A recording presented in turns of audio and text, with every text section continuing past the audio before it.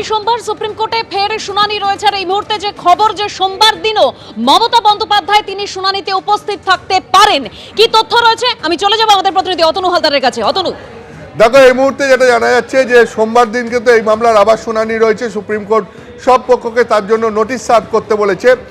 এখন মুখ্যমন্ত্রী মমতা বন্দ্যোপাধ্যায় আজকে সুপ্রিম কোর্টে দাঁড়িয়ে তিনি যেভাবে নিজের মামলা নিজে সওয়াল করলেন, সোমবার দিন ফের এই দৃশ্য দেখা যেতে পারে। তার কারণ সূত্র মারফত জানা যাচ্ছে মুখ্যমন্ত্রী মমতা বন্দ্যোপাধ্যায় সোমবার দিন ফের আদালতে উপস্থিত থাকবেন বলে জানা যাচ্ছে।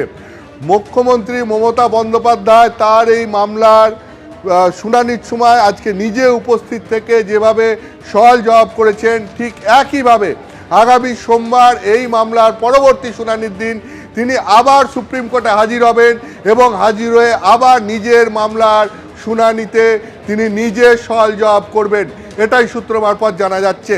তুমি জানো যে আগামী সোমবার রাজ্যের তরফ থেকে লিস্ট জমা দিতে হবে কোন কোন অফিসারদেরকে তারা নির্বাচন কমিশনের কাছে তাদের কাজের জন্য ডেপুটেশনে দিচ্ছেন, এবং সেই দিনই মুখ্যমন্ত্রী মমতা বন্দ্যোপাধ্যায় ফের শুনানির জন্য আজকের মতো সুপ্রিম কোর্টে উপস্থিত থাকবেন বলে জানা যাচ্ছে। একদম অতনু, অর্থাৎ আগামী সোমবার যে শুনানি হওয়ার কথা রয়েছে সেদিনও মমতা বন্দ্যোপাধ্যায় তিনি উপস্থিত থাকবেন সুপ্রিম কোর্টে, এরকমই খবর পাওয়া যাচ্ছে। এই খবর নিয়ে ফিরছি একটা বিরতির পর, সঙ্গে থাকবেন। শিরোনাম এই মুহূর্তে নিবেদনে SD Lion 600 EQR TMT বার, প্রতিটি নির্মাণের আসল সুরক্ষা। ছবি আছে, কিভাবে নাম বাদ দেখাতে পারি, প্রধান বিচারপতিকে বললেন মুখ্যমন্ত্রী। মৃত বা চলে যাওয়া লোকেদের নাম তালিকায় থাকুক নিশ্চয়ই চান না, মুখ্যমন্ত্রীকে বললেন প্রধান বিচারপতি।